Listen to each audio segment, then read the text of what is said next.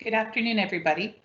Thank you for joining us today at the Opportunities and Best Practices for Equity, Diversity, and Inclusion in Research, brought to you by the Office of Research and Innovation Services. Next slide.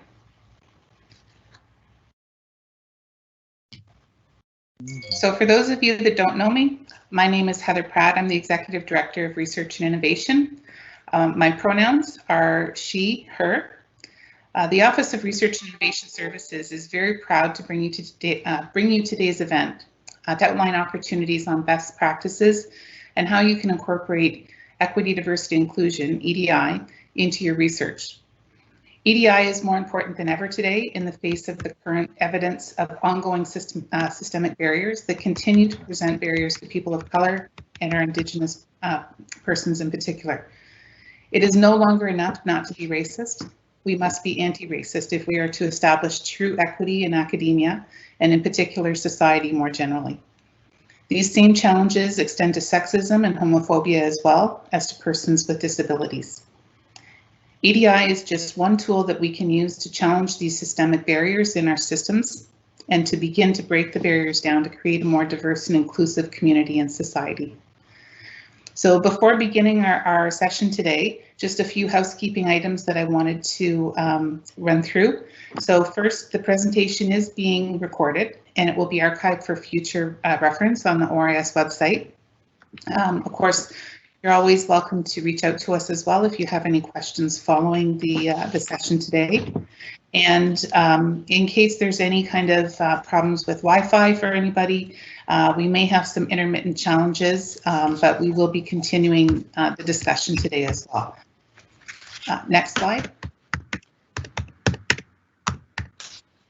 So to begin with, I would like to acknowledge that the University of Windsor sits on the traditional territory of the Three Fires Confederacy of the First Nations, which includes the Ojibwa, the Ottawa, and the Potawatomi. We respect the long-standing relationships with the First Nations people in this place of the 100-mile Windsor-Essex Peninsula and the Straits of Les Deux of Detroit. And next slide. And as I'd mentioned, we are having a few hiccups with some of our technology today, so we'll still continue though with our session. So an agenda today, we'll have an interactive audience poll that we'll be conducting shortly. We will be having a panel discussion as well, followed by a short question period, a follow-up again on an interactive audience poll, and then we'll be providing you with some additional resources. Next slide. So this slide, although I don't believe you can see it, it's a quote from George Day. And the quote is, "Inclusion is not bringing people into what already exists. It is making a new space a better space for everyone." I recently came across this quote and I found it frames what the definition of inclusion is very well. For years, equity, diversity, and inclusion have been viewed as a nice to have, but not necessary. However, research suggests that EDI is a necessary component of research and that by not incorporating EDI into research and training programs, we may be missing opportunities to achieve research excellence and innovation. At ORIS, we recognize the immense impact that having strong equity, diversity, and inclusion practices has on strengthening our work in research and innovation. When elements and practices of EDI are included in research design and methodology, researchers have greater access to participants, research is made more applicable, and results better meet the needs of the community. When EDI is considered in research teams or training plans, we benefit from incorporating people with diverse perspectives who can offer novel approaches and research ideas to find solutions to the many questions that we ask about our research. At the heart of these benefits is the notion that EDI is about creating spaces for everyone to flourish by being their authentic selves. So to speak to the Dimensions Charter, the University of Windsor signed the Dimensions Charter to indicate its commitment to principles of EDI and the advancement of underrepresented groups within the Academy. This charter was signed last June 2019 by then acting President Douglas Neil. It was signed also by Kirsty Duncan, who at the time was the Minister of Science and Sport. So while the Dimensions is a university-wide program, the Office of Research and Innovation is committed to fostering EDI within research through removing barriers, creating opportunities, and through educational sessions like today's. We are also committed to educating and supporting all of our faculty who are doing this important work within the research programs and labs. Next slide. So our panelists today. We have 4 outstanding panelists today here to speak to you about how they have applied EDI within their own research and their research teams. These panelists, you may know them from our community. We first have Dr. Nihar Biswa from the Faculty of Engineering, Civil and Environmental Engineering. Then we have Dr. Lisa Porter, who's the Executive Director of the WeSpark Health Institute. Next, we have Dr. James Gauld, the Department Head of Chemistry and Biochemistry in the Faculty of Science. And then we have Dr. Charlene Sen, a Tier 1 Canada Research Chair in Sexual Violence from the Faculty of Arts, Humanities and Social Sciences in the Department of Psychology. Next slide. So during the presentation, you'll be able to submit questions in the Q&A feature located at the bottom of your screen. Questions will be held in queue until the end of the panelists' presentations. I will now turn it over to Kate for our interactive polling portion of the presentation. Kate?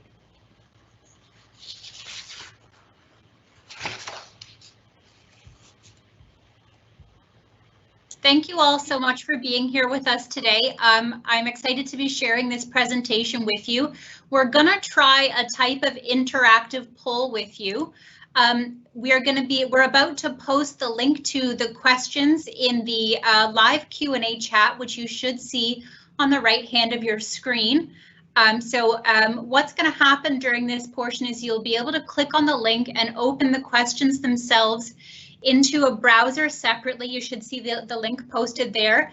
We're going to give you guys about a minute to answer each question, and you'll actually see the results should update live on your screen. So we'll be able to get a little impression of folks' reasons for joining the seminar today and what they hope to get out of it. So I'm going to go ahead and read the first question just in case anybody is having issues with the screen loading.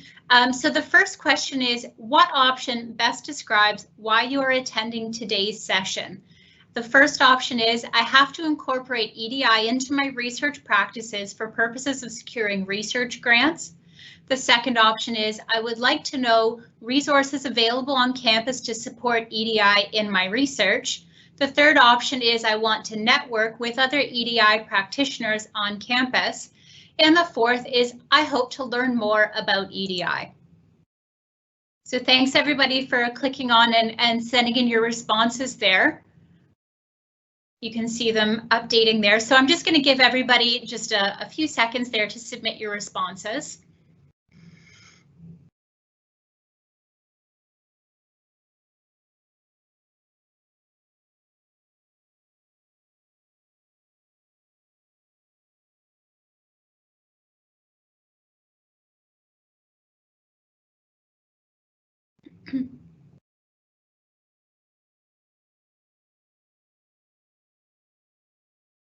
So give you about 15 more seconds to finish your responses there.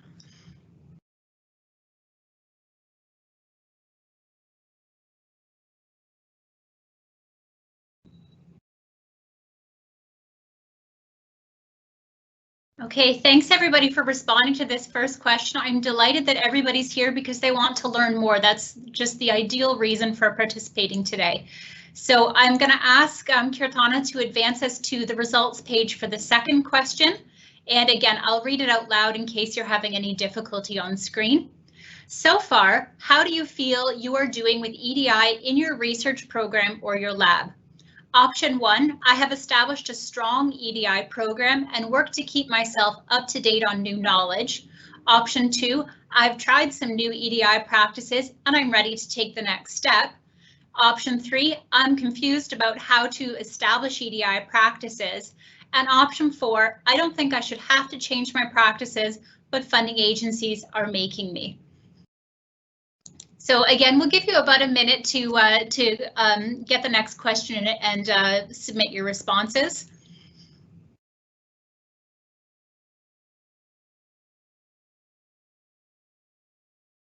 I'm sorry if you can hear some background noise, but my recycling truck is going by right now.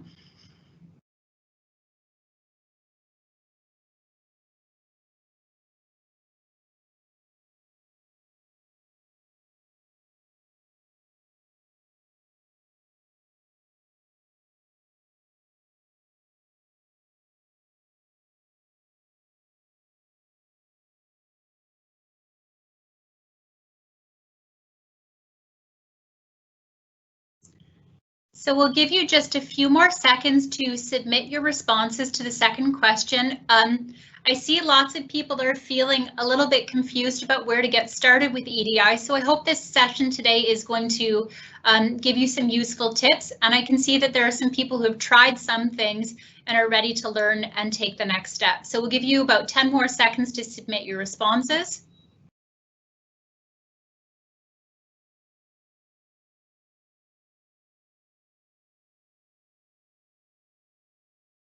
Okay, thanks, Kirthana. If you can move us on to question number 3. And once again, I'll read the question out loud in case you're having any trouble viewing it on the screen.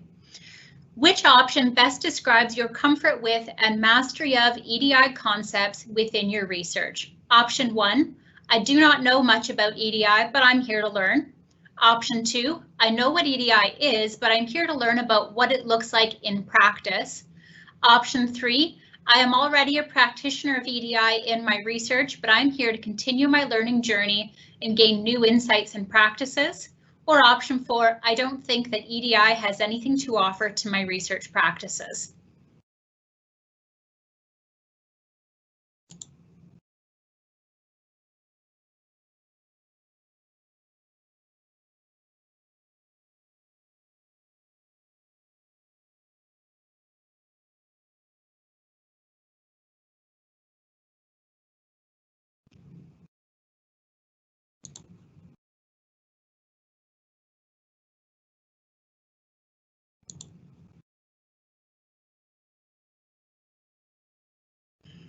So we're getting some great responses here again that we've mostly heard of EDI and we're ready to learn more. So that's really exciting. I'm going to give everybody again about 10 seconds more to submit their answers.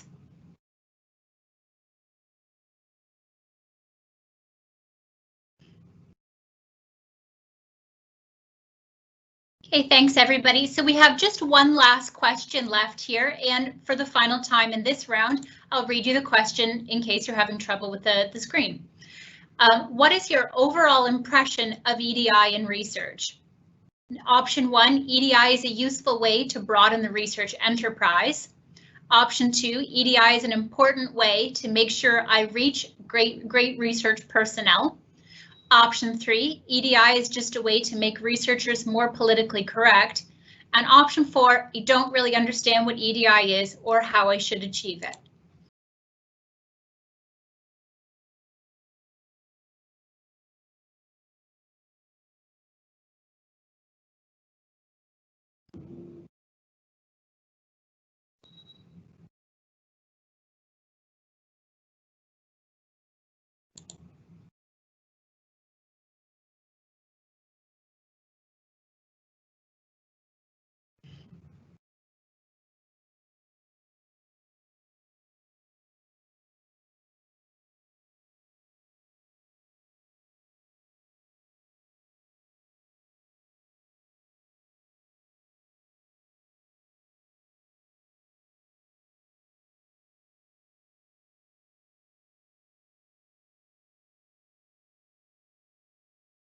So in the last few seconds while you're submitting your final responses, I just want to thank everybody for giving us this honest feedback about where you are in your EDI journey and in the process of learning about this concept. Really appreciate the honesty that everybody's showing here with their responses. So we're going to close our first section of interactive polls, but if you had any technical difficulties working with those, we are going to do a couple more at the end of the presentation as well. And so for our next session, I'm pleased to turn over to our first panelist, Nihar, who's from Civil and Environmental Engineering, and is going to talk a little bit about what's going on in his work. Nihar? Thank you, Kate. Good afternoon and welcome everyone. Next slide, please. So how EDI is incorporated in my research? Okay. For a long time, EDI has been part of my research plan, and it positively influenced my research as well as the research outcome. I do acknowledge that it is not easy to change the research program itself. However, I have control over who joins my research team or our research team. First of all, we have to be proactive. Recruit the best students, keeping in mind the diversity of the group. I try to recruit students from Canada as well as from other countries with different race, color, ethnicity, cultural background, and past training, which is very key in my mind. Here, the equity could be very important. Equity is not equality in my mind. It is the removal of systematic biases and barriers. Diversity is more than just a gender balance, although it may be a good start. To incorporate EDI, I have to make the conditions right and welcoming for all. Have to make it inclusive. Keeping in mind the differences, I evaluate strengths and weaknesses of my students, nurture strengths and work on the weaknesses of individuals. It could be communication skills and could be many others. Sometimes the plans are individualized. The entire training plan is then developed. We do make changes, but inclusivity helps immensely. It immediately increases participation, that's what we want, hence productivity. I design my research work on campus and in the lab as well as in the field. We take into consideration the students' capabilities, strengths, weaknesses. Sometimes I have to revisit the scope to make sure that the students are happy and comfortable with their work, what they're doing, and reaching their potential as well as the goals. So attention to details helps. We got to do that. And we also have to be a good observer, listener. We have to listen. We have to listen to them. Next slide, please. How EDI has affected my research as well as work. In many ways. Firstly, my ongoing research program benefit from the infusion of new innovative ideas. Sometimes the projects on the topic of the projects coming from diverse group of students, improved networking, a win-win situation. I received many ideas from the students. On 2 occasions, just an example, the suggestions came from newly arrived grad students, one from Caribbean and one from South America. And the projects were linked to their major environmental issues in their own home country. We researched those projects and worked out some real-life solutions. They went back and now occupy leadership positions in their countries. One of them is in academia now. Excellent network for us. We managed to do field trials for innovative solutions, carried out with great success, and we are planning for some more. While working as a country engineer for WHO and UNDP in Africa, as well as in South America and Caribbean, in 2 occasions, I had to build a team, and I had a team of about 19 engineers in one country. In both places, after interviewing the professionals, and I selected the team leaders, and in both cases were 2 young female professionals. And both projects were extremely successful.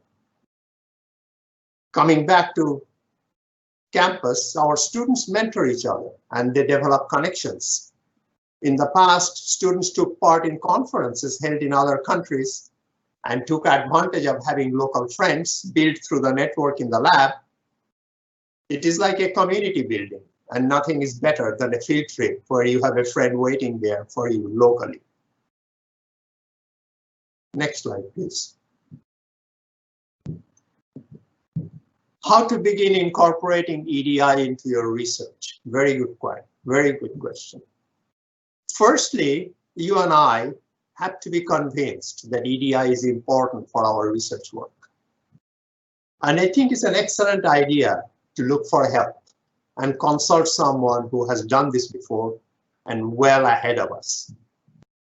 I consider research programs like an enterprise. I have to create some targets and I have to be proactive. I have to evaluate my team frequently, keeping in mind the core messages of EDI so that we are always on target in achieving what we have planned for. Identify barriers, biases, and plan on how to remove them. Diversify your team. Create an inclusive environment. Help the students develop, improve, prepare for success in next phase of their lives. When they do these things, often 1 + 1 becomes 3. We must be active and action-oriented with described outcomes and impacts.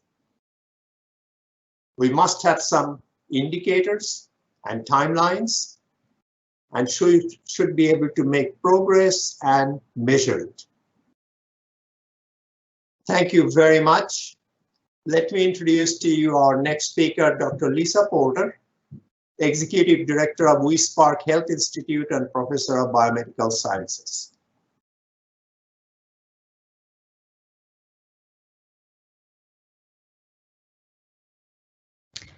Thank you, Nihar. If we could go to the next slide.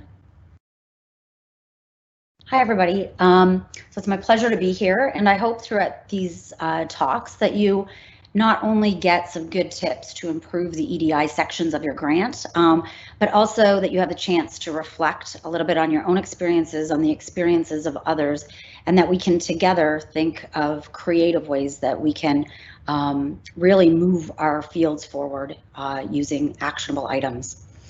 Next slide, please. Just as a disclaimer, I'm not an EDI expert.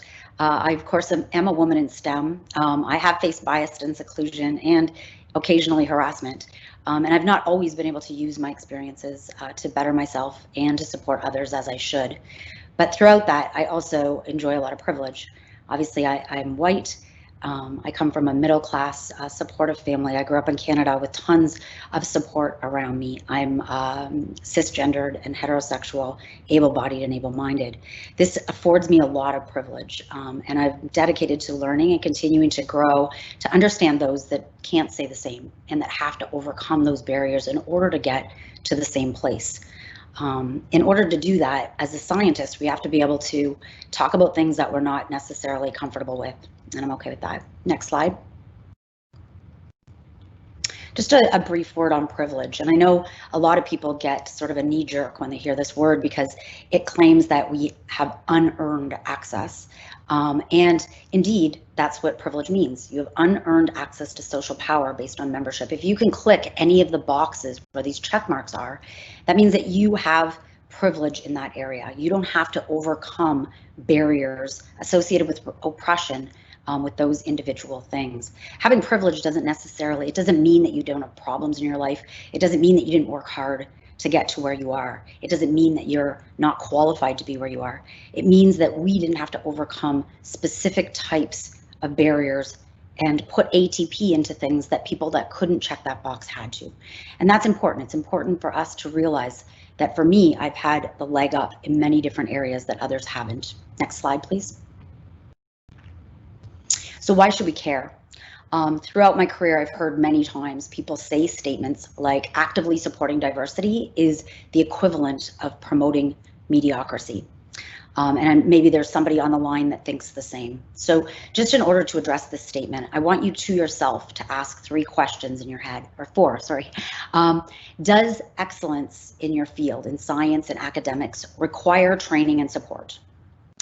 Is raw intellect independent of sex, gender, race, economic background, health status, family support? Does research benefit from a wide variety of ideas? And do role models matter in your field? Next slide, please. I hope that most of you would have answered yes to these questions. And if you did answer yes, what you're saying is that if supported properly, that anybody within the entire demographics of our population is capable of achieving excellence within your field. And that diversity actually matters, that it's important for us to hear from a wide variety of people, and that it's important for the next generation to see themselves in your field. If you're saying these things, then we're saying that actively supporting diversity is actually important in promoting excellence within your field. And so that question that people would say is a myth, and we have to find ways to actually actively support diversity. Next slide, please.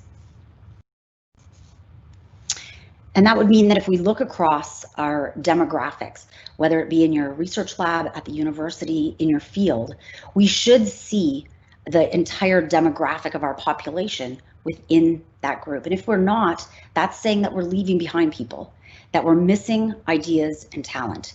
And that is a problem. That's a problem for your field if you're not tapping into every different part of the ideas and talents that you could be bringing to your lab.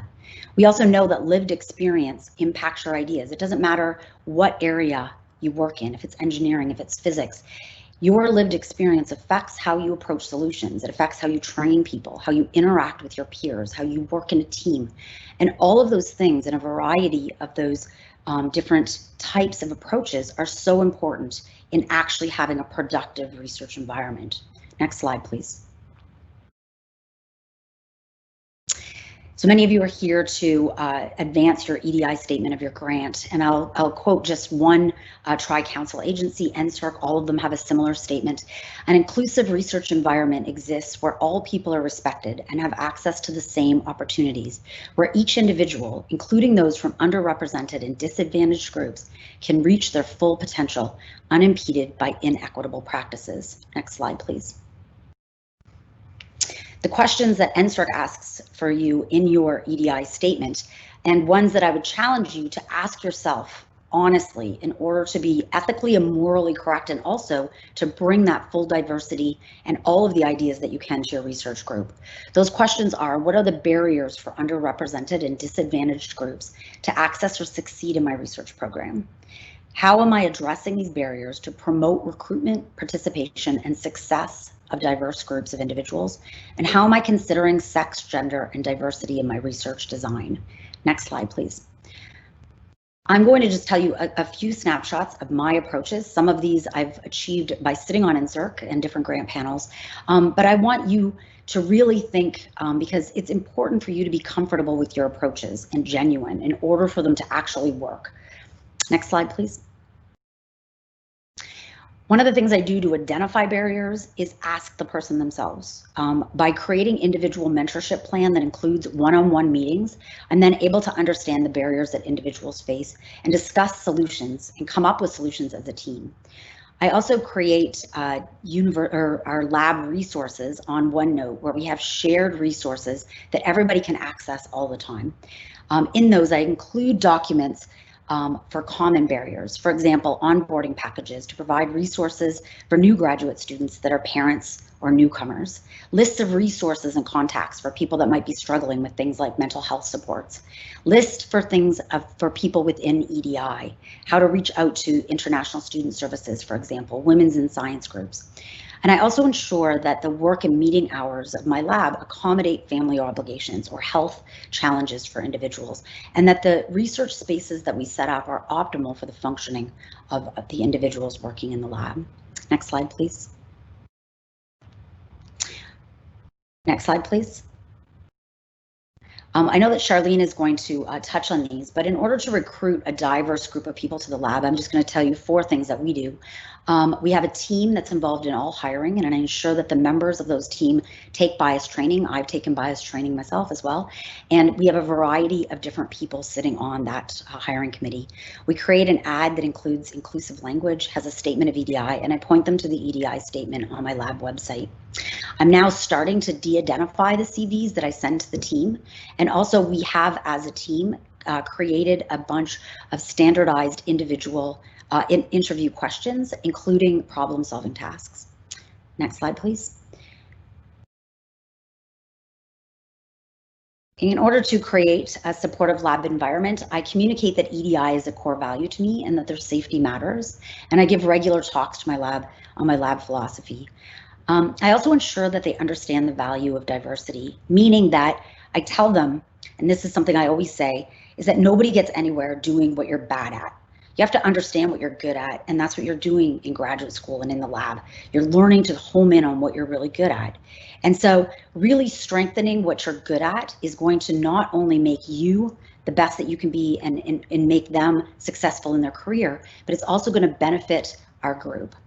I also am transparent about the expectations of them. I have an expectation document that I make for everyone, and I make decision making very clear. This helps to make sure that I'm not including biases in my approaches, and that they're aware that I'm not including biases. I also provide lots of opportunities for them to ask me questions and for me to make sure that they're meeting my expectations and I'm meeting their expectations. I also set up a mentorship structure where I'm not the be all and end all, and they have peers around them to support them. Next slide, please. For just a word on incorporating diversity in your study, I know that my colleagues on here from FAST and other different groups have been doing this well for a long time, and they think about other things, not just sex, gender, and ethnicity, but in science, we're way behind. And more, the Tri-Council is really coming down on us including this, and this is really important, both for the impacts of our work on society, as well as the excellence of your work. A great example of this is with engineering. You know, the crash test dummies that were originally designed around the male anatomy, and then we realized that if you did pair match studies, that females fared worse in automobile accidents and had worse injuries. And we had to go back to the drawing board and redesign that incorporated all anatomy in the safety of automobiles. For me, in my field with medical sciences, the examples are countless, but people have not considered things like sex in the cell lines that they're studying, in gender, sex, and ethnicity in patient populations and data mining. And that's resulted in lots of different groups actually not having treatments, not having diagnostic tools that are best designed for them. And so there is a tremendous amount of work that needs to be done in order to truly make sure that our research is reaching all of the different groups that it should. Next slide, please. You know, I don't think I need to remind people that the success of our people is really our successes. And so ensuring that we get as many great minds working on our research as possible is important, and ensuring that our people are as successful as they can be is important. And that's why EDI is important. It's important to me, and I'm glad that you're all here to learn more as well. Thank you. Our next speaker is Dr. James Gauld. James is a professor in the Department of Chemistry and Biochemistry, and he's the department head in that department as well. So James, I'll let you take it over. Thank you, Lisa. Next slide. So I decided to take a slightly different approach. You've got three wonderful speakers with exceptional research reputations and EDI initiatives. So I thought I'd talk a little bit about what could be our role generally as individuals, but also as what is our duties and responsibilities as departments and institutions, and what are the things that we can do. So I thought I'd call this bit Be Seen, Be Heard. This is not only for those of us who are of a minority, because, you know, if it's safe and if you're in a space where you can be seen and be heard, it is important. But also for those of you who are allies, that you be seen and be heard to be allies, so that others know that they are in a safe space, others know that they are welcome, and others know that they can function in this space and they can contribute and they are valued. Next slide, please. So this is the classic picture of an academic. I found a generic picture of a human being, and there's a CV. You know, I did my PhD at the Australian National University in Canberra. I did a postdoc in Sweden at the Institution for Quantum Chemistry in Uppsala. I did a second postdoc in Dalhousie University in Halifax. That was my introduction to Canada. And then since 2001, in fact, today is exactly 19 years since my first day on the job in Windsor, where I've been from an assistant to an associate, now a full professor. I was an associate dean of graduate studies for 6 years. And since 2018, I've been a department head, both acting and now permanent. In addition to all of that, of course, in my CV, there's a number of papers, there's some conferences, there's an award, and all of this comes together in that beast that we all know as the CCV. And that is an academic. But that picture is actually dictated by my past, by my experiences. And that's something that happens for all people. And this has already been alluded to by Lisa and Biswas. Next slide, please. So this is part of my background. I come from the middle of nowhere. I was born in Darwin, which when I was born, the entire population of the Northern Territory, for those who wish to know, is smaller than that of Windsor. And the area of the Northern Territory is 1.25 times the size of Ontario. So if you see someone else, it could be the last time you see someone for quite a few hundreds of kilometers. And I'm also gay. So growing up gay in the middle of nowhere is an interesting experience.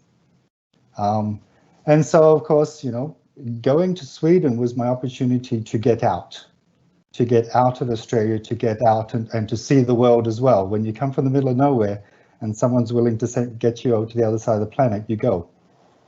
So these are the things that have informed my journey, my story, and these are the things that sort of now inform my approaches to myself as an individual, but also as a department head.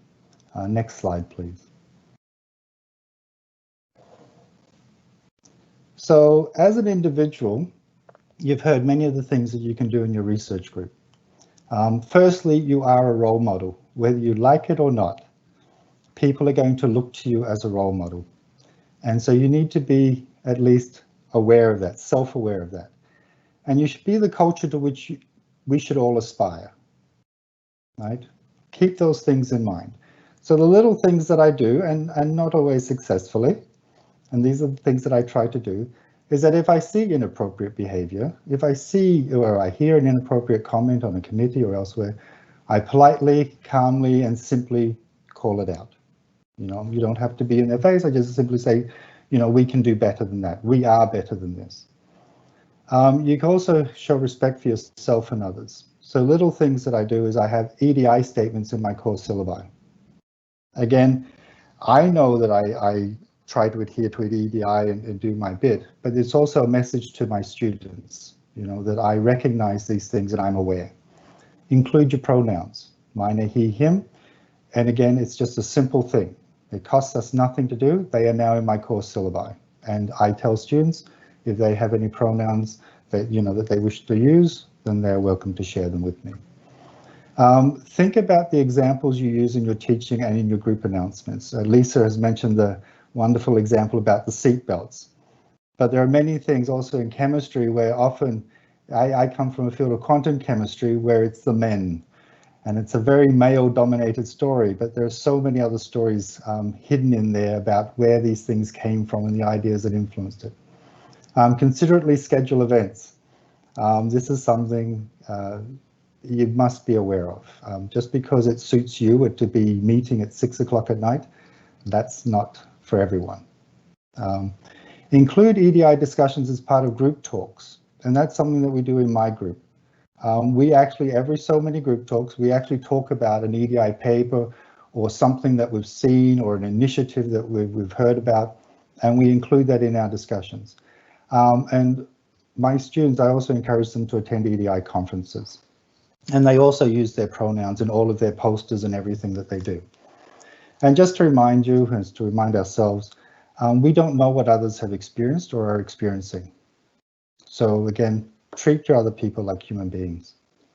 Next slide, please. But there's also something as individuals that we can ask of our departments and our institutions, and I think it's more than ask. It's now time to say this is what's required.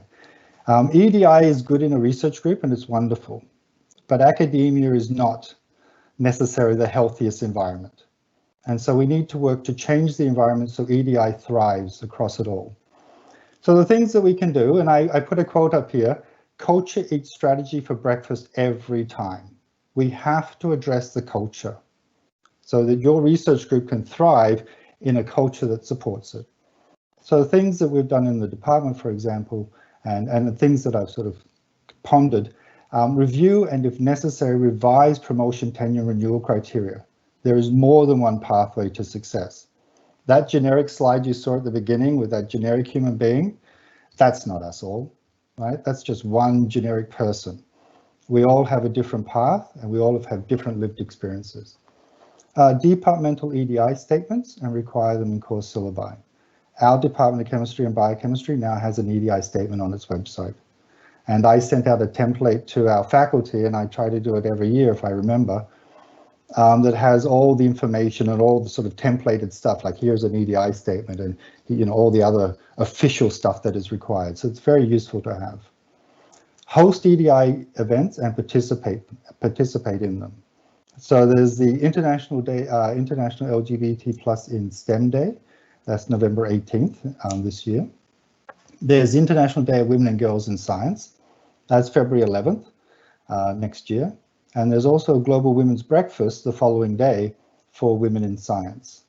And all of these things, departments should be engaged in, institutions should be engaged in. And if you as an individual feel that your department is not doing this, then tell them it's time to do it. Other things that we can do as an institution, provide a simple mechanism by which trans members or those who transition can change their details. Don't make it a nightmare for them. And I know some people said, well, once we have trans members of our faculty, then we'll deal with this. Well, maybe the reason you may not have trans faculty members is because you don't have a process that welcomes them. Gender neutral and all gender washrooms. Those of you who have been to Essex Hall, that was built in a time where the population was 90% male and 10% women, and the washrooms reflect that. It's time to change. It's time to update. And all the other things you can do is connect people. So establish networks for LGBTQ+. If you're a single parent, or if you feel that you're isolated, then I said this last year at the new faculty orientation, then create your network. Create a network of your own, and you'll be surprised at the people who are around seeking these initiatives. Also for women in STEM, and also be sure, and I think it's important to also include postdocs and graduate students in those networks, to mentor them into the next generation, right? I sometimes think my job as a tenured old faculty member is to kick the door open, make the space a little bit better, and then get out the way, because the young people know and the young people are doing fantastic. And for senior administrators, department heads and above, I think it's very important to be open and proactive about EDI issues. You have to speak to them and establish the culture from the front as well. You can't just leave it up to others to do. And that's all I've got for my few minutes. Thank you. And now over to Charlene.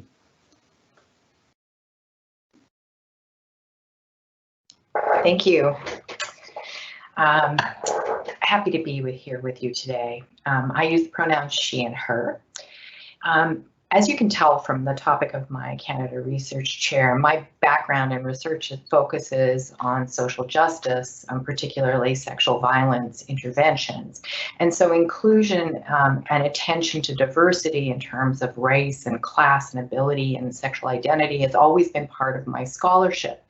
But I thought that was enough to make sure I had a diverse team, and it clearly wasn't.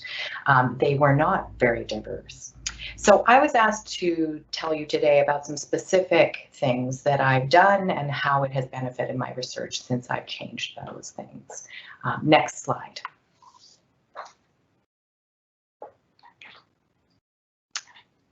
Could I have the next slide?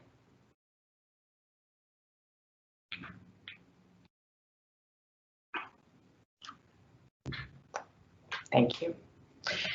So the biggest changes I made, and the ones I think have made the most difference, have been about totally rethinking my hiring process.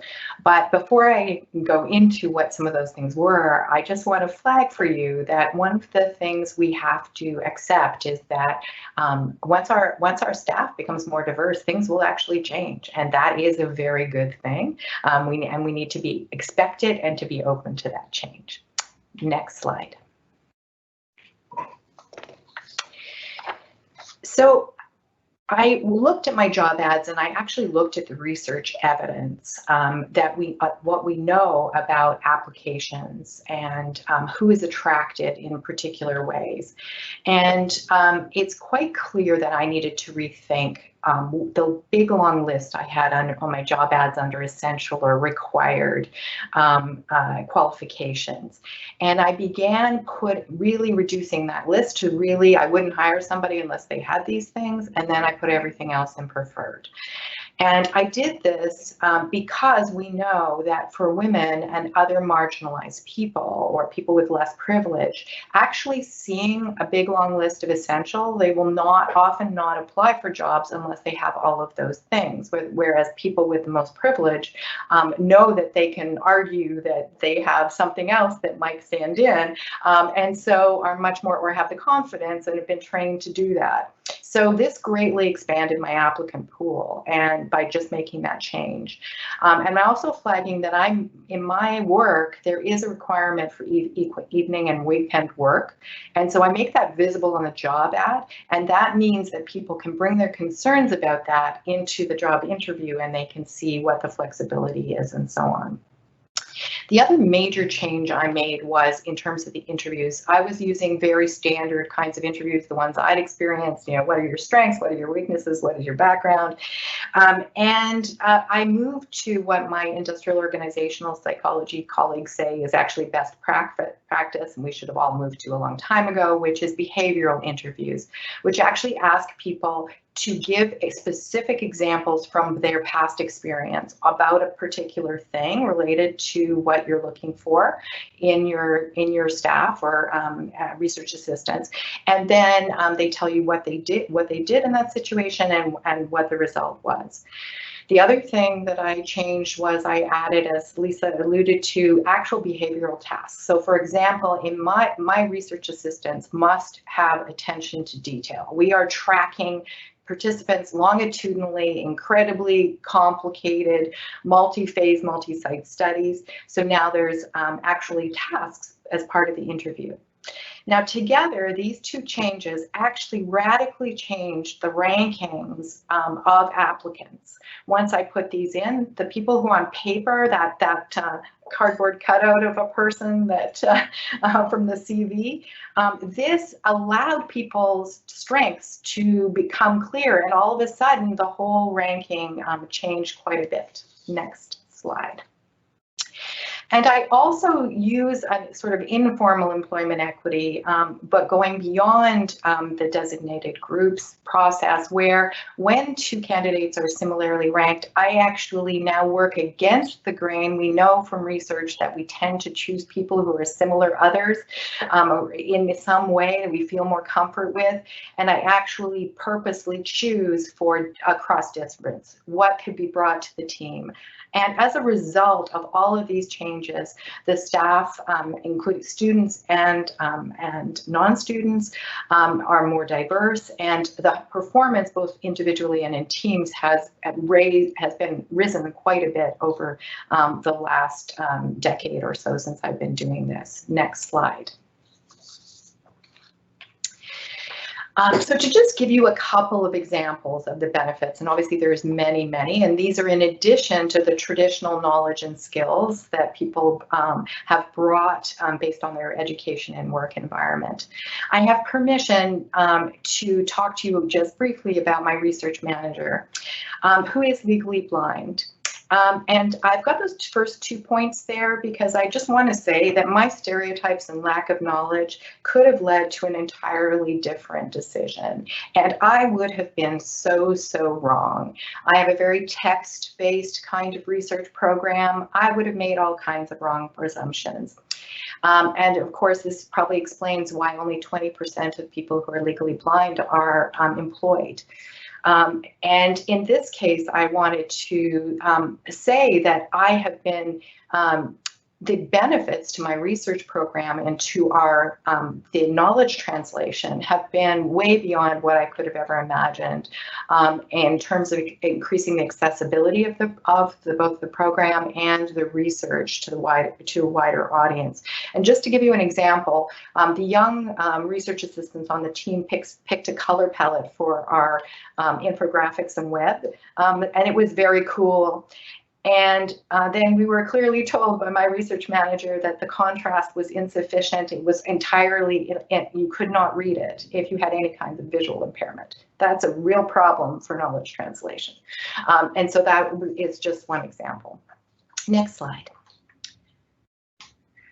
For research assistants and program facilitators who tend to be students working with the team, what I've noticed from as the team has become more diverse is that actually my week-long training has become so much more rich. And as we prepare for rolling out new studies, I've actually noticed a reduction in unanticipated issues for data collection and delivery of the program because the staff themselves raise issues earlier. I also want to point out that my program was already accessible and inclusive of women whose sexual identity was not heterosexual.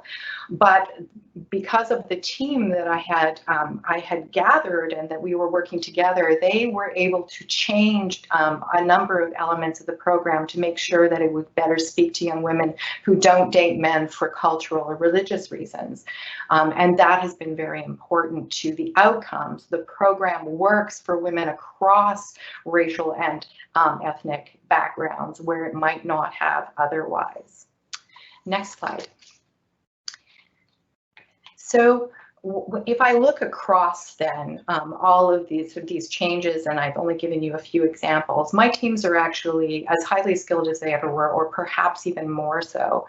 But also all of the members of my team are actually getting better skill development because of the diversity of the team. And when we pair just the diversity of us as individuals and then paired with a work environment where everyone is clear that their life experience is not irrelevant to the scholarship and to the research. It is actually important. That has actually pushed us to do better research and achieve more. Next slide. I also know that the program that I developed with this team of students and staff is actually way better than it would have been. And it is more accessible and relevant to that wider audience. And that has led to higher levels of effectiveness. And so I honestly believe I would not have got the New England Journal of Medicine publication of my major trial had the research not benefited from the diversity of the team. And I said about the dissemination, but also my program was developed for universities and in North America, and I really presumed it was impossible for it to spread outside of that. It's a very sort of Western context, but I think the diversity of my team working all along has meant that people in South Africa and Eswatini and many other countries have actually been able to adapt it for their purposes. Next slide.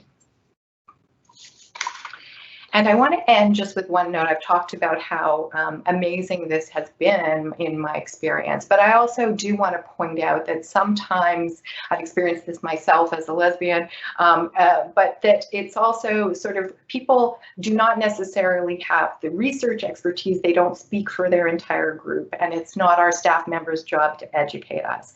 So we need to continue to learn on our own, to educate ourselves, and hope we create an environment where our staff and students are comfortable enough to challenge us when we're not doing as well as we should. Thank you. And next slide. And I'm sending this over to Kate.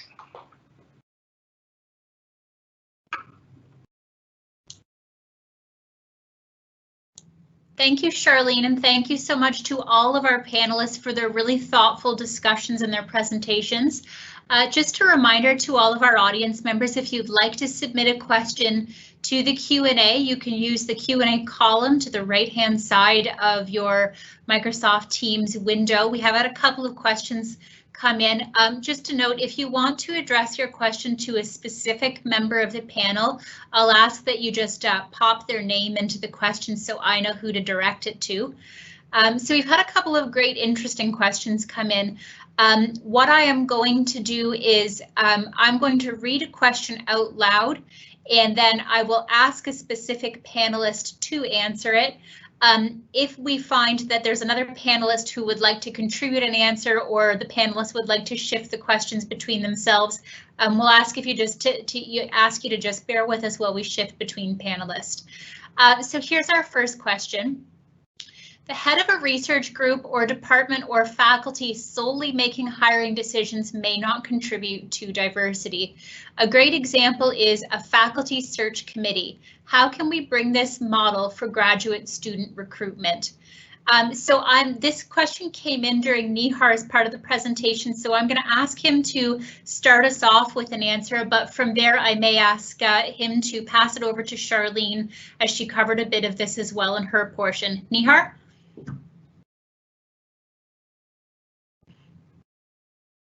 Thanks, Kate. Did I understand this is bringing in the faculty hiring procedure to hiring grad students? Is that the question? I'm sorry. I believe that's correct. Yeah. Okay. I don't think we can bring that to the hiring of the grad students, because faculty hiring, as probably most of you know, it has laws, bylaws, regulations, collective agreement, all those things that govern how the faculty is going to be. The committee has to be formed, the way, the proportion, and so on and so forth. But I think the grad student hiring is your own, because you usually, normally, or your team, maybe you are more than one person in the research, will be taking all the decisions. So I think you have to ask yourself that, are you being fair? Are you looking into the equity and the diversity of your own team at this time, and where you want to go, right?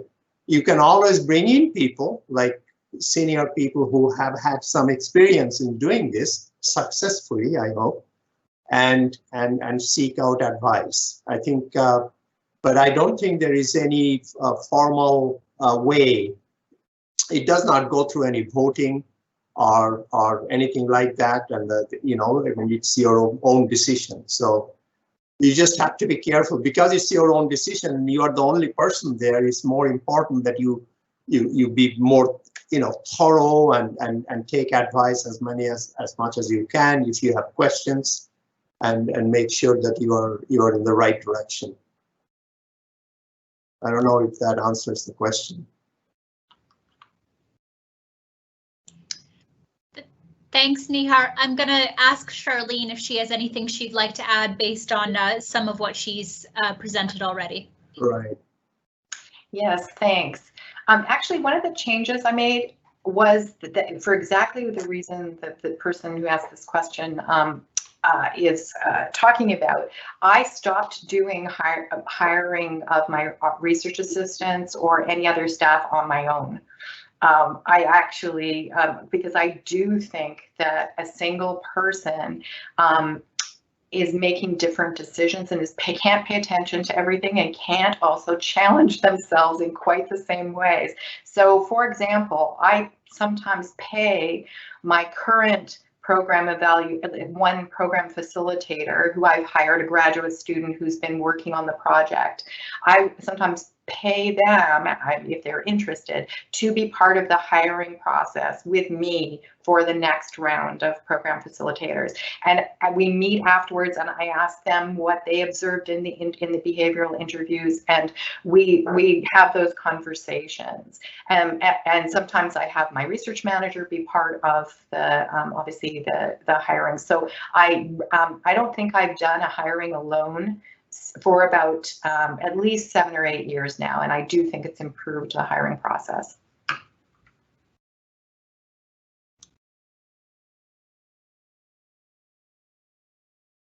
Sorry, I should have said thank you. Okay, thank you, Charlene. That's a great answer. So our next question is quite a good challenging one. This question is as follows. We humans have an unabashed ability to create and thrive on division. Sex, color, and originality are not the only dividers. Very true. Even though these labels are used to level the playing field, there is a catch to this approach. We will overlook inequality and biased practices being practiced within these groups. For example, consider visible minorities. There are so many biased opinions among them, and they tend to practice that a lot. Have you thought about not using labels like Indigenous, visible minority, women, etc. when talking about EDI? I think I'd like to offer this question to Lisa first, given that she mentioned having some experience with actually experiencing some discrimination in her work life. Lisa? Hi, so I think this was a really good point, and I'm not sure that I did a great job in my slides addressing this, but certainly for implicit bias training, and I do find a lot when I sit on grant panels, as I'm getting a bit better at it, to remove those kinds of labels, I think is good. It does, especially if you're talking about things like, you know, a grant application or hiring, and I think that does help to level the playing field. If you're just, I mean, it's proven that if we remove those kinds of labels, that does level it out. Also, another thing that I've heard is, and something we do in NSERC, is to remove first names. So just calling the applicant or by their last name also can help to remove some of that that bias. I've even found that even if I know the person and people are discussing and removing, you know, him, her, he, she, blah, blah, blah, just calling them, applicant, etc. I find that does level it out. I'm not sure if I answered it, but that's a good try. Thank you, Lisa. I'm going to pass over to Charlene for another remark on that one. Thank you. I totally agree with Lisa, but I think also people should really be careful, because the so-called neutral, like the removal of our identities when we are marginalized identities, actually people substitute in their heads the dominant group, the group with privilege. And so it doesn't work the way, until we have an equal world, and until there is, you know, equality and equity in hiring, that will not accomplish what we need to do. So we need to balance the approach between what Lisa is saying when that's the case, but also not erasing important identities, and of course allowing people to choose when they are identified, and so on.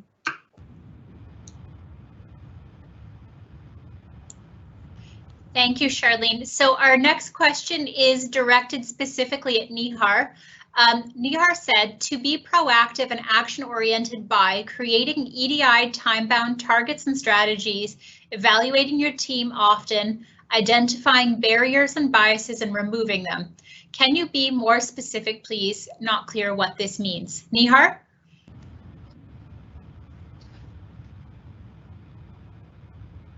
Sorry, I'm sorry. I was just, yeah, I'm really not an expert in EDI, but I think that our ultimate objective is to come up with a group. I'm talking about a research group, a research that is going to be composed of diverse people with different vision, outlook, comments, opinions. At the same time, we are going to focus our ultimate objective, which is our research goal. And in this case, you have to accept that people coming in, they're all different. Most times, more often than not, they're different, and all these panelists who have mentioned that there is always biases, always barriers are there that have to be overcome. I just can give you maybe one small example. We are looking at some grad students. This is bringing the grad student in, and it's an international. So that particular student's CV, the transcript, the university, the training does not match what we usually do. We are very comfortable when it comes to North American standard, or I know that many other countries do the same. So how are you going to evaluate those things, right? So that student may have a lot of other experience, but may not be the same standard that programs that we have done here. It's a different type of program, it's a master somewhere, but we are going to bring that particular student into a PhD program, for example. So this is where I think we have to do, is that we got to look at equity. I mean, does that overcome all the things that we are set to use and cut off the person there or not? A person who speaks 3 or 4 languages and maybe English, Spanish, French, and so on and so forth. Of course, if I set my IELTS score at 7.0, it may not be 7, but we know that all the possibilities are there. That once that person is in our group, those IELTS score is going to be not 6.5, it will be more than 7 within a very short time. So this is just how to, as I see it, is to overcome the biases and some barriers in some sense. I don't know if I answered the question properly.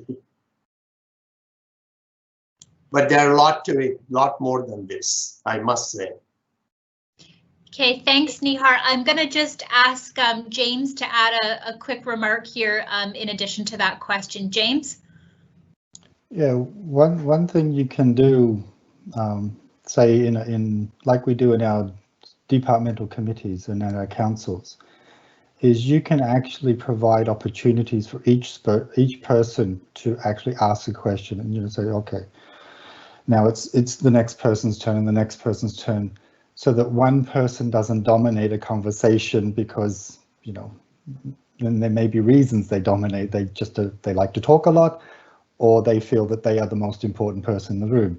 So it breaks that open and give each person an opportunity in the group to ask a question, and make sure that when they do, that it is valued and respected. Because I think part of the fear is when someone says something, they're like, oh, somebody's going to think I'm an idiot. And my PhD supervisor used to say, you know what, I'm going to ask a stupid question, because if I've got the question, then I'm going to get my question answered. And so I learned that sort of habit from him, that make sure everybody is the opportunity to ask a question and engage, and it's not dominated by just one person.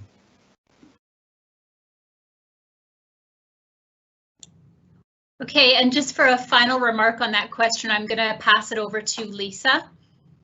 Go ahead, Lisa. Oh, I was just saying, or the opportunity, like different formats to allow people to provide input. And so certainly I mentioned one-on-one, but also some, especially students, young students, they don't feel comfortable to bring up their format. I've even done lab survey. We did this last year, where it was completely anonymous, and they could provide input to me. And I actually learned some things that I think they were just afraid to bring forward, either to me or their peers. So trying to think of ways where people could actually bring up barriers and things that are holding them back without actually having to stand up. I mean, I think I know a lot of us, it makes us look weak if you admit to things that are actually holding you back. And so students don't want to have to admit to that. So providing ways that they can give you that input is important. Okay, thank you, everybody. That was some great material. Our next question is, what strategies are there to encourage allies to step up when they are called upon? This is a great question. I'm going to ask James to start us off with an answer. Okay, thank you. I actually don't know the exact answer to this one. How to be an ally? I see a question further down is like, be a decent human being. I mean, sometimes allies will surprise you from where they come from. The worst thing that somebody can be as an ally is just a performative ally. So nothing more than words, not in actions. Yeah, I actually don't really know. The things I try as an ally is, again, like I sort of mentioned, if I see at a committee or a conference or something that, you know, some people aren't being listened to, or they seem to keep getting lost in the mass of hands, then I say, well, you know, we're going to call on these people here. We're going to call on this person. And, you know, those are the little things I do, is make sure that people get the opportunity. And you know, as Lisa said, in our, you know, nowadays in a research group, you can do that through a variety of different formats as well, not just, you know, the raised hand and speaking. Yeah, it's, sorry, I wish I had a better answer for you.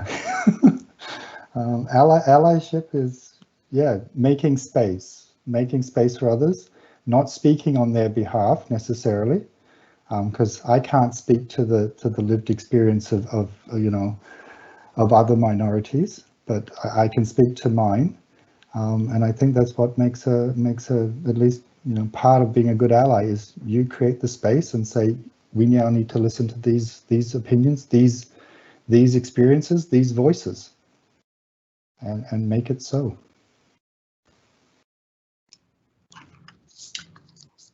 Thanks, James. I'm going to pass to Charlene for another answer as well. Thank you.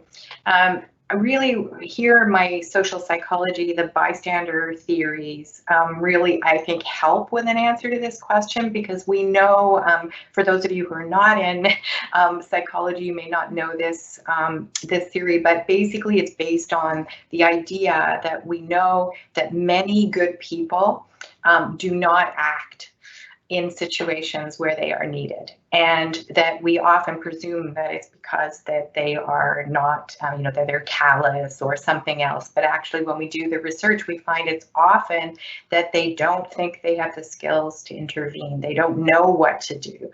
And so one of the ways we can encourage, because I think part of that question was about how to encourage other people to stand up as allies, I think is to help with examples. So for example, you know, in this research, if someone's collapsed on a subway platform and I stop but nobody else is stopping, or they're standing around and not knowing what to do, what we do is say, excuse me, could you call 911 while I do this, right? It's that kind of, and people help under those circumstances. So I think giving our colleagues strategies, like saying, it would really help me next time that something like that came up, if you could say that it also upsets you, or right, something like that, like so that people are given a way to actually help.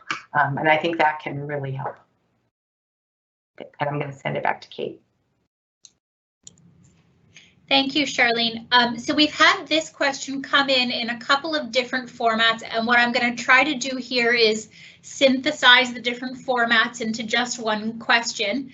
If I need to hire a student and I only get one applicant, how do I ensure that I am doing what I'm supposed to be doing per EDI protocol? And just as a sort of supplement to this question, I struggle with getting applicants who are more diverse.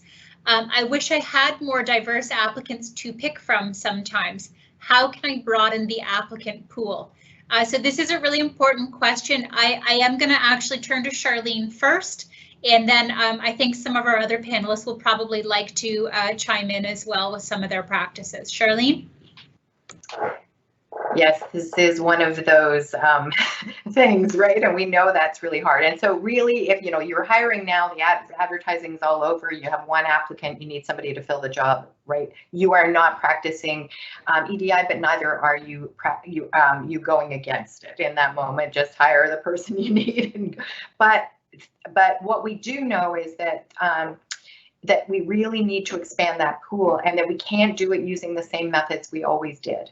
And so really making sure that we're sending those job ads out to not just to the people who are also like us or to our existing group. So I send job ads to faculty in other departments. If it's an internal thing for graduate students, I send it to a lot of faculty in other departments, because that's expanding the pool beyond our own students, and there's many skilled students there.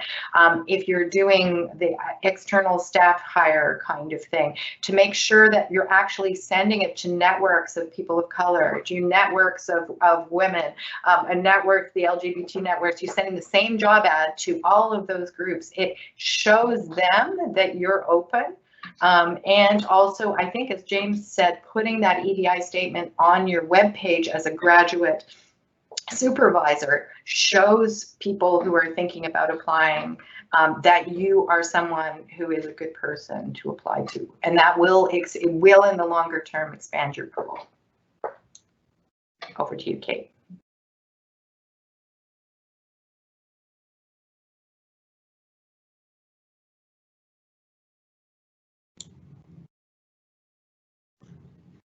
So I'm going to ask Lisa if she can add anything to that comment.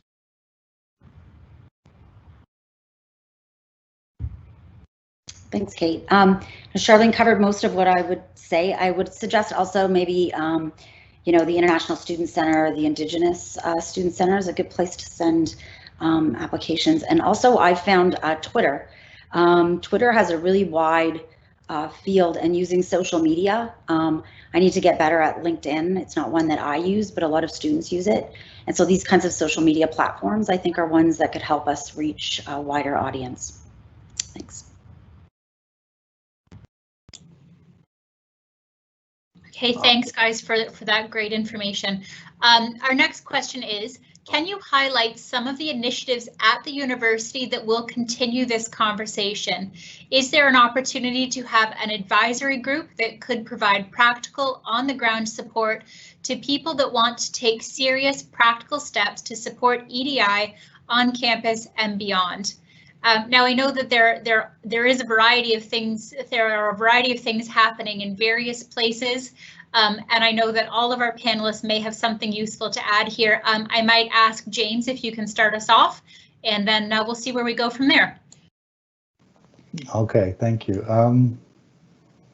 Yeah, there are a number of initiatives, and I think, for example, last year, Tricia Carmichael, myself, and a wonderful team of co-organizers held the first ever LGBTQ+ in STEM conference here in Windsor, and we basically got to a point of frustration and went, waiting for somebody else to do it. At least in my own personal experience, I was waiting for someone else to do it, because I'm like, I am not an activist by any stretch of the imagination. And then at some point you're like, well, if no one's going to do it, then I have to do it. And the support that just came out was amazing.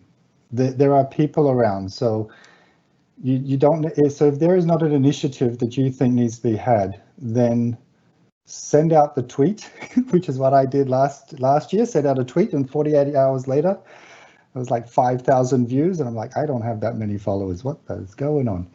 So there is so we've been actively involved with OREA. So this year, the University of Windsor will be flying the Progressive Pride flag. Come August, the first time ever this university has flown such a flag. And there are many other initiatives across campus. Now it depends also in your department, but within the Faculty of Science, there's a number of EDI initiatives. Tricia Carmichael, they've hired a postdoc who's going to be working on looking at EDI in STEM and various aspects. In my department of chemistry, in our department of chemistry and biochemistry, yeah, we get a group together and say this is something we think we should do, and go with it. There are a number of initiatives around, and feel free to send me a name if you feel like you want to be informed of anything that I come across, and I'm happy to keep people informed of things that are going on that I become aware of. And I think that's probably true of any of us. If we hear of something, we're always looking for people willing to engage. Thank you.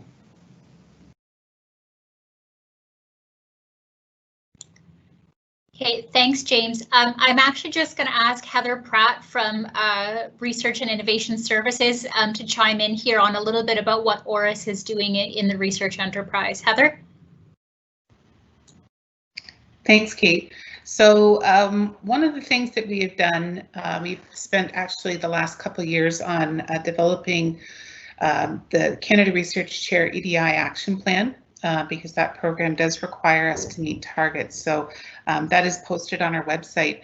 Also, as part of some of the tri-agency requirements and the new accountability framework, it also required an EDI policy statement in research, which we have also developed. That's also on our website. We're continuing to work with OREA and other departments as well to identify other institutional opportunities that we can look into developing stronger EDI practices in terms of mission vision.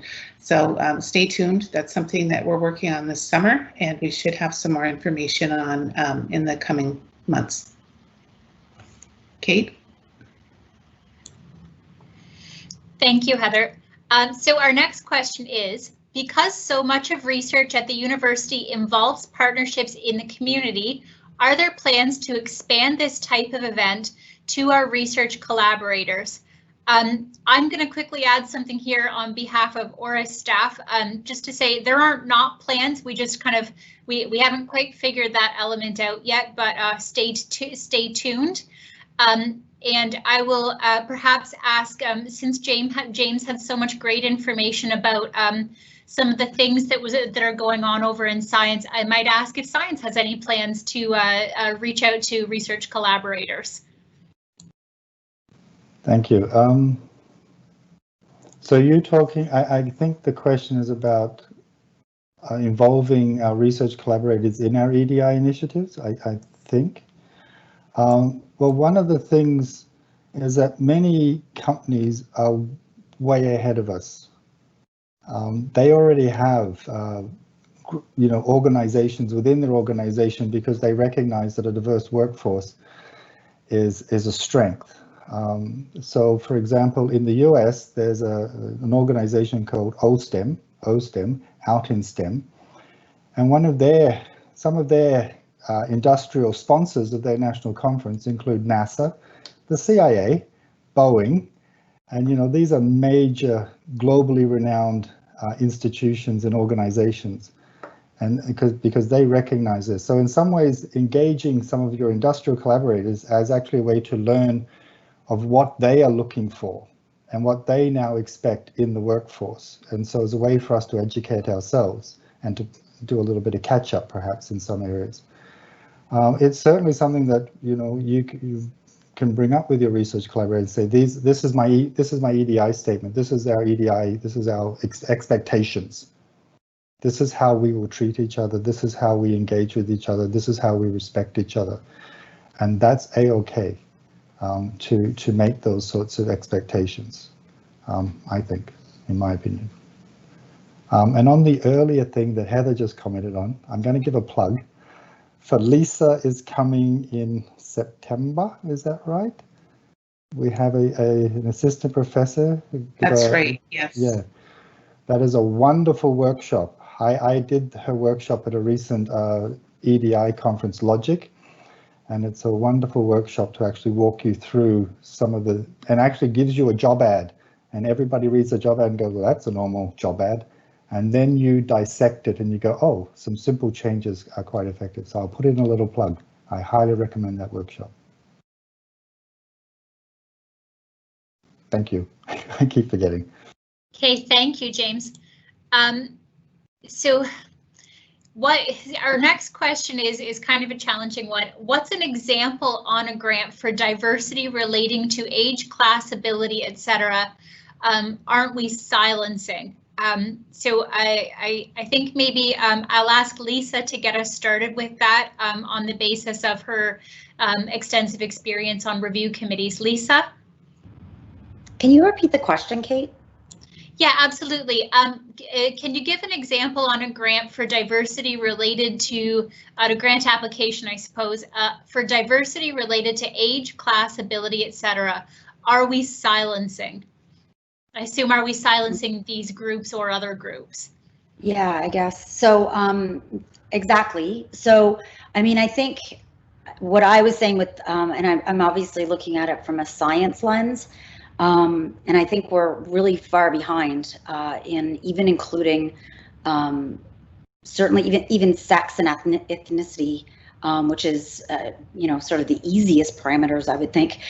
So starting to get into these more complex parameters is really difficult, but I think so important. I mean, we know, especially if your study involves anything like access to healthcare, or there's any kinds of things where class is going to be a part. Certainly for me, age is a major thing. So, I mean, obviously your biology changes throughout age. We do include age in a lot of our studies, but I find that it's left out a lot. So especially for, any of our colleagues on the line that are in computer science and data management, I often find that data is thought of as a data point. And a lot of these parameters, which even sometimes are in the data set, are not being considered.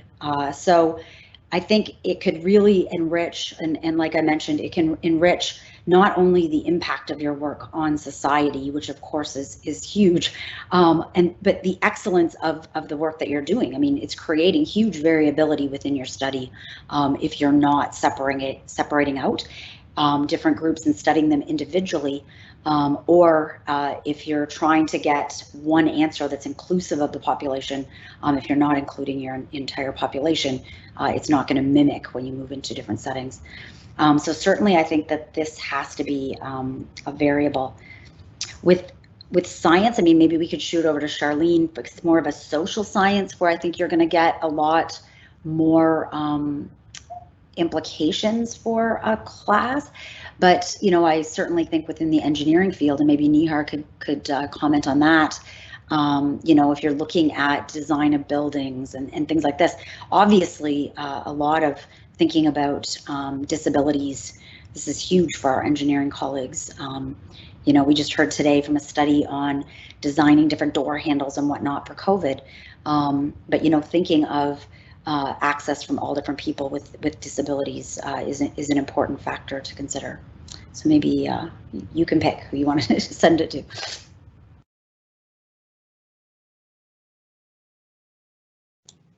I'll ask Charlene to add a little bit more information to this question. Charlene? Okay, so I'm not exactly sure that I completely understand the question, but I'll sort of say a couple of things that that as someone who sits on CIHR panels that show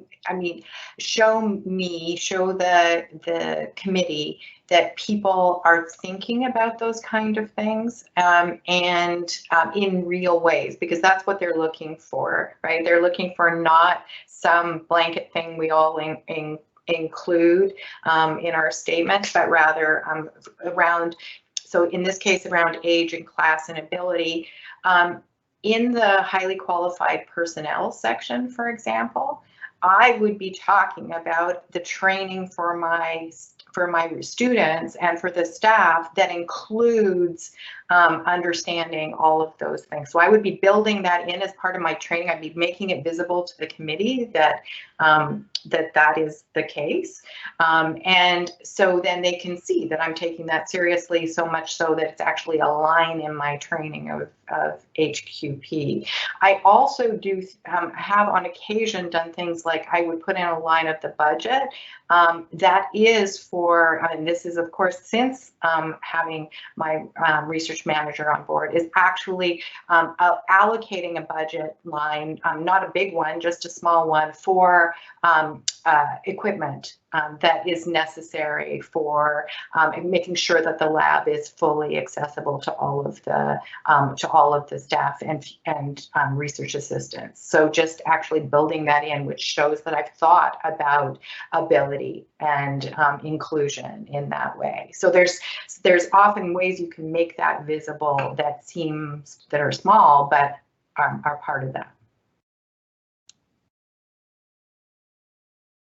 Okay, yeah, and I can add a little bit onto that. If you're thinking about in terms of an EDI statement, I sit on the NSERC RTI committee for chemistry, and we now get asked about EDI and whether it impacted our decision-making process in those that we review. I'm also a member of the Canadian Chemistry, it's got a long acronym. Basically, the department heads of Canadian chemistry departments across Canada. And each year NSERC comes and speaks to us. And a couple of years ago when they spoke to us, they talked about how what they were seeing was not what they wanted. They were seeing people with a checklist. I got one of those, I got myself a gay, I got this, and they're like, no. That is not what they're asking for. And they started to talk about, well, what we want to know is, I made my lab accessible, and we told them then, like, we don't control that sorts of money. So what I understand, and Lisa will give a wonderful workshop. I strongly recommend. I'm doing it again because there's so much more I can get out of it. I think with the EDI statement, a good starting point is to start by stating that there is a systemic problem in your field, and what is the challenges of your field. And they are not necessarily the same in all fields. Okay, some fields there may be gender balance, and in other fields it's very male dominated, and so on. So I think you sort of start by stating what are the challenges, and then talking about the things that you're doing to help address that. My group is not necessarily the most diverse either. There's limited graduate students in quantum chemistry, computational enzymology. It's not a hugely popular field around the world.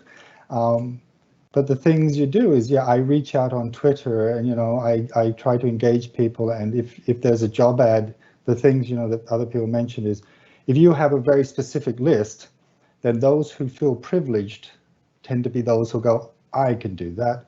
Whereas those who may have a little bit of imposter syndrome or not feel like they're not quite valued as part of the community, I tend to go, well, I don't really have that one. So you know what, I'm not going to apply. So make it more of a checklist of, here is the preferred.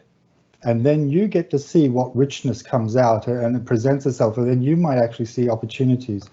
So those are the sorts of things you can highlight and talk about. And yeah, I'm going to give it another plug. Come to the workshop that Heather's got organized for September. I think you'll really find it very useful for the EDI statements. I did, and I learned lots. It was amazing.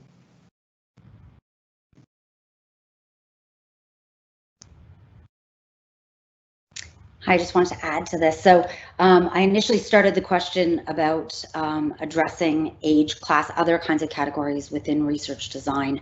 And then Charlene and James added to how we can incorporate these into our research groups.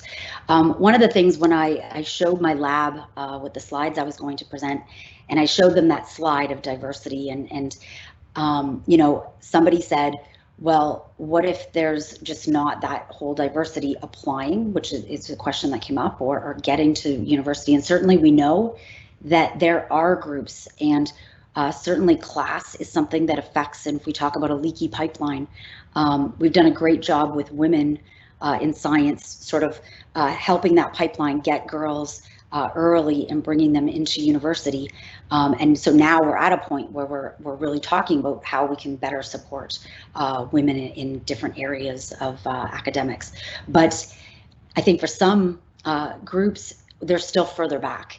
And we have a part in that, obviously. We have a role in supporting these people coming up. I mean, I think, you know, like I said, seeing yourself in a role in higher education is so important for students. And, you know, if you have a person that person then says, you know what, I see what they went through. And so getting out those stories, but I think we have to reach back a little bit and maybe, you know, think about how we as at the university level, obviously we can be going and giving talks at the schools, encouraging students, but I think to be really active, this is where, you know, actively approaching diversity is so important. Getting faces and people into the schools where these students at a young age are going to see them and look up to them and aspire to be them. It's important. And that's where we're going to get those minds that might be lost because they just think they can't do it. So I think we have a role to play, and we really, that's where somebody else asked, you know, what we can do. And I think, I know I've heard Heather say it a million times that we've signed this Dimensions Charter, but it's not just about signing a piece of paper. It's about what are we doing as an academic community to bring it to life and to make sure that we're really making actionable steps forward to make a difference. Thanks.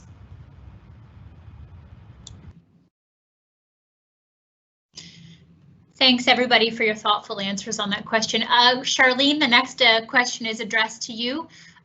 So they say Charlene answered this question, but can the group or Charlene elaborate on EDI related language when speaking about marginalized populations related to race, gender, age, aging persons, when to neutralize, when not to, and when to identify specific populations directly? We also don't want to generalize, essentialize for any population. Charlene? Yeah, that is a complicated question, and I don't know that I have a good answer, especially when we're talking about EDI statements.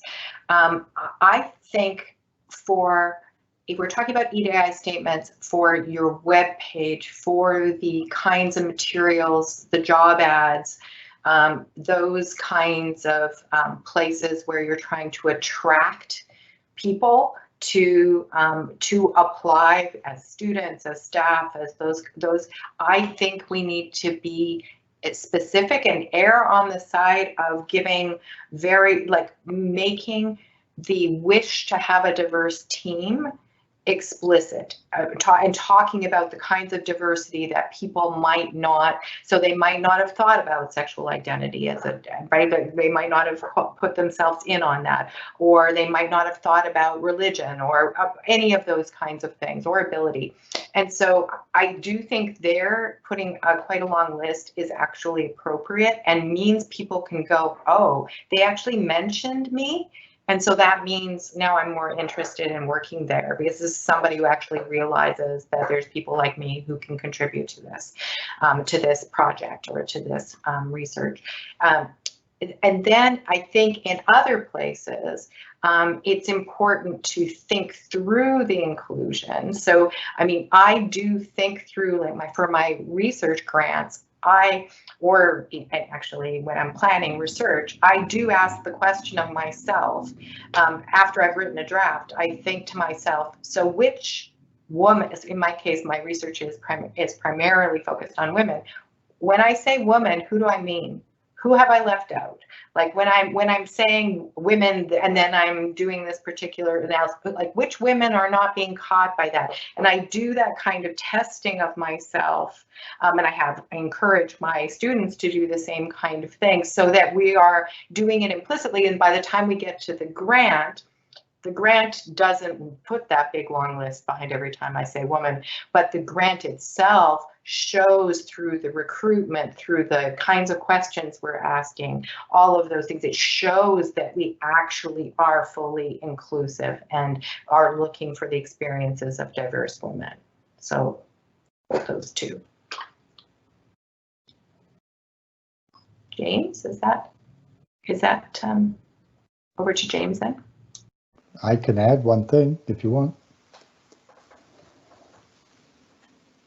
Yes, I can add one thing, and it's come up earlier. It's be genuine. I know when I read RTI grants, I know when someone's just giving me a generic statement because they believe they have to include one.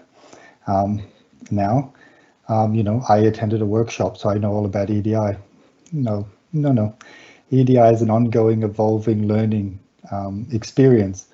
So speak from a position of, genuine, like, this is the challenges, this is what I understand it, and, this is, and you can even speak to yourself and go, as somebody who comes from, let's say you are a white heterosexual male, you can say, coming from my position of privilege, I can use this too. You can make those statements clear, and people will see that you have an understanding and awareness, and that you're willing to learn, you're open, and that you're trying to create a space. Yeah, as other people have even said, people are going to make mistakes. You forget someone's pronouns, or you accidentally use the wrong pronouns. Apologize, learn, and move on. And grow from it. It's okay. It's going to take a time. It's going to take a process, but we will eventually get there. One day, hopefully, we will. Thanks, Kate. Thank you, James. So I'm going to close on our final question for the day before we move on to our last little burst of live polls. And this is a question that we get in the Office of Research and Innovation Services a lot. So the questioner says, can you elaborate on grant applications and research in EDI? What exactly are funders looking for in terms of sample and process? This is a question that does not have a straightforward answer. We are not able to give you boilerplate.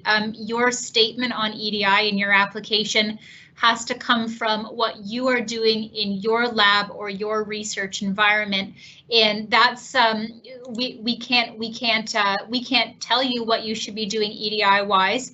However, I will add that if you keep attending workshops like this one and keep in touch with your research coordinator and continue to think about and plan for what you're going to do on EDI, those statements will begin to flow and will start to take shape without having to feel forced about it. As James said, it's important that your statement be authentic and be true to what you are doing in your lab with your HQP and your research model.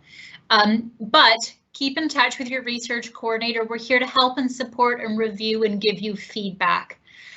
In terms of what specific funders are looking for, again, not an answer I can give, not a broad answer that I can give, but important to check in with your funding agencies and make sure that you know what they want, what they hope to find out from you as part of your EDI statement, and make sure that you're responding to them specifically.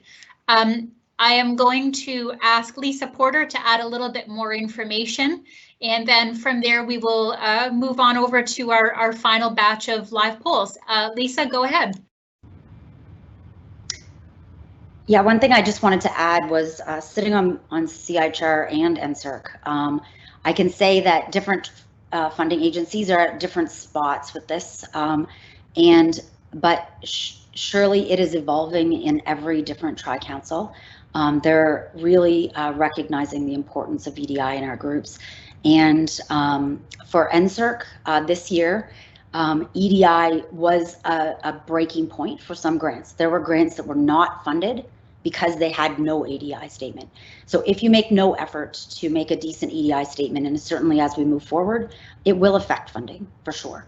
And as James said, I think the reviewers are getting good at these. I review 40, 50 grants, and you can tell the ones that are just doing, repeating what's on the NSERC website. CIHR is more about research design still, but certainly you can see that people are appreciating those that understand more broadly and are giving it a really good effort. So that's what I wanted to add.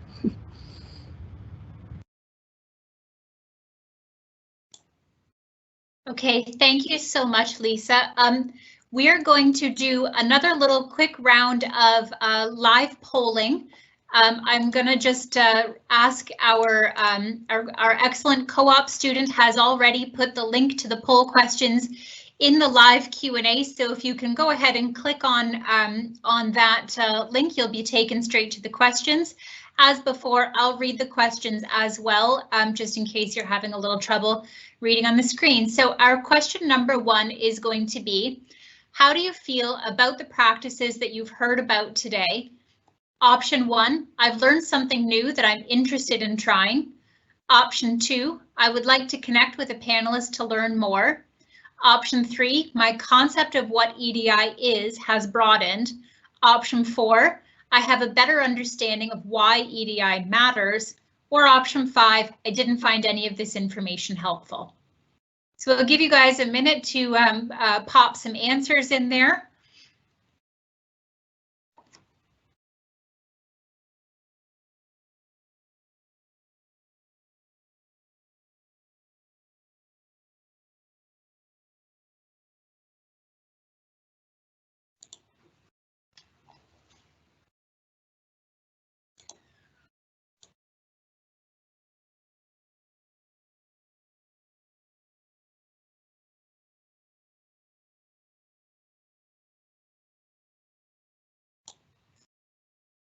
So we'll take about 10 more seconds with this poll question. I'm just really pleased to see so many people responding that they've learned something new. That's terrific. I'm really excited to hear that you found the session useful.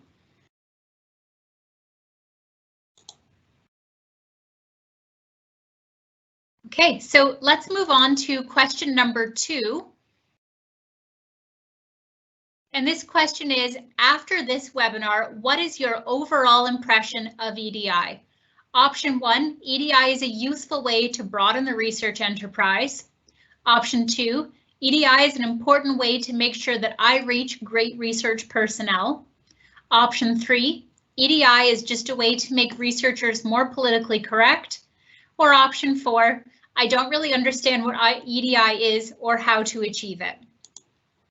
So again, we'll have about a minute here to submit your responses to this question.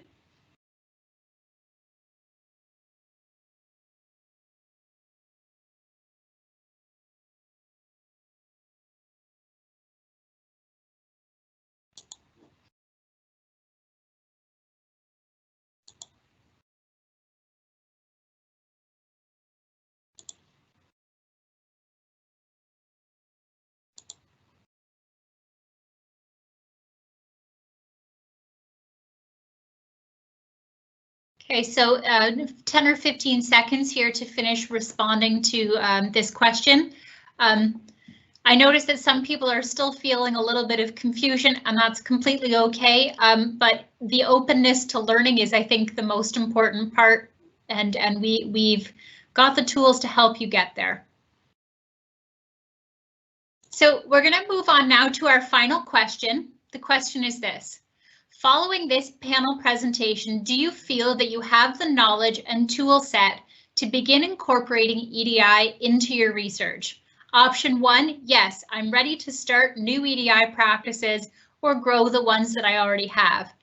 Option 2, I need to learn more in order to get there. Or option 3, no, I need some more guidance on how to get started. So we'll give a few moments to answer that question.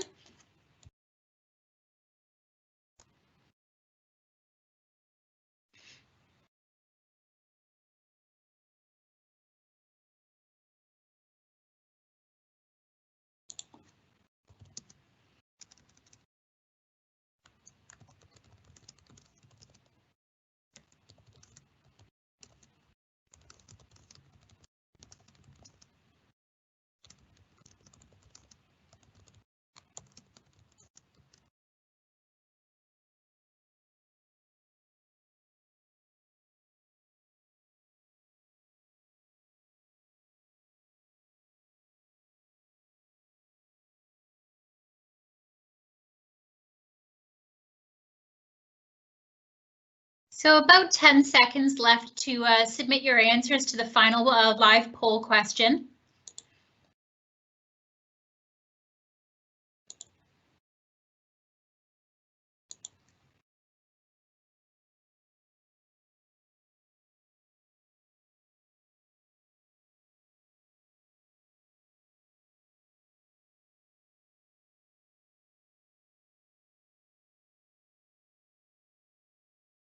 Okay, well, I really want to thank everybody for your answers to these live polls and for sticking with us throughout the length of this presentation. We're glad to have had you here. I'm just going to ask Heather if she can give us a final remark for the day, and then you're free to go. Thanks, everybody. Okay, thank you, Kate. So firstly, I would like to thank our panelists today for all of your advice and your suggestions. I think it's really helped to frame some good ideas in some of our participants' minds. I'm hoping that those of you that have participated as well, this gives you some time to give some consideration over the summer and the coming months if you are applying for any grants this fall, to give some more consideration to EDI.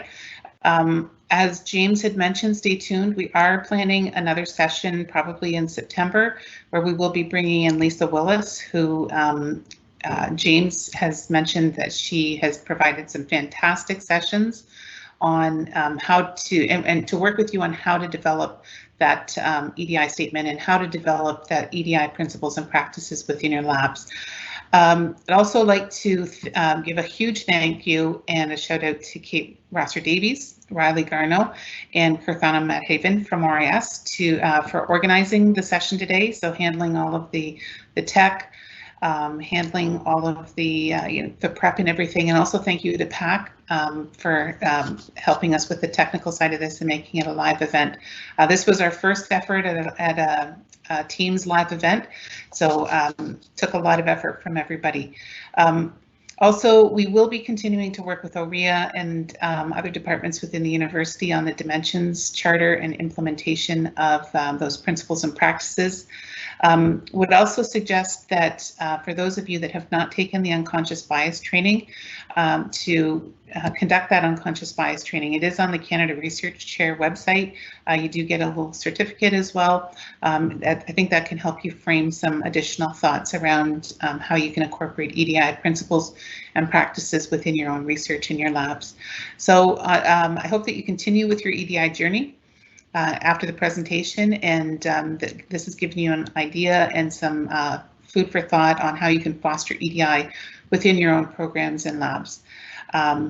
Lastly, I'd like to ask for your help to serve you better in the future. We'll be sending out a questionnaire, an event survey after this event to ask you for input and to ask you how we can support you in developing your EDI practices within your research. Also, please check our website. We do have some information on our website as well that outlines some EDI principles and practices, also our EDI in research policy statement. And with that, thank you all, and I wish you a good evening.